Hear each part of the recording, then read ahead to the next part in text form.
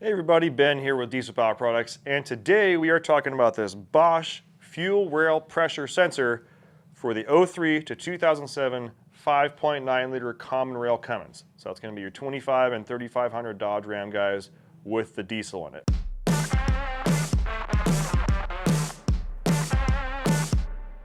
A fuel rail pressure sensor is probably one of the most misdiagnosed items in a fuel rail pressure system.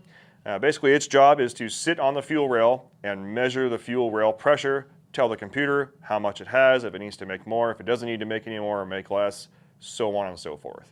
If you're getting fuel rail pressure codes, a lot of people think instantly, I need to replace the sensor. Well, if you're getting a code, there's a good chance the sensor is reading something out of its range, and you need to start investigating why it's reading outside of that range. I'm not saying these never fail, just a fuel rail pressure sensor code doesn't necessarily mean the sensor is bad. It means it's reading something. It's saying, hey guys, look at me, something isn't right. So let's talk about the sensor here.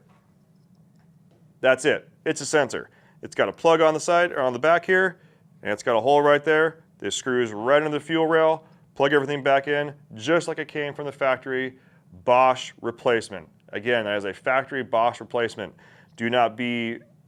Don't get caught in the old eBay shuffle. There are a lot of cheaper options out there, but if you want to make sure that you are reading your fuel rail pressure correctly and it's going to last a long time, you're always going to want to go with factory, which is Bosch. So if you are trying to figure out if you actually have fuel rail pressure issues, or you just want to get this replaced because these trucks are starting to get old or getting up in the 20-year range, let us know. We have a lot of technicians that are happy to help as far as finding out if you are actually having fuel rail pressure issues and where to start.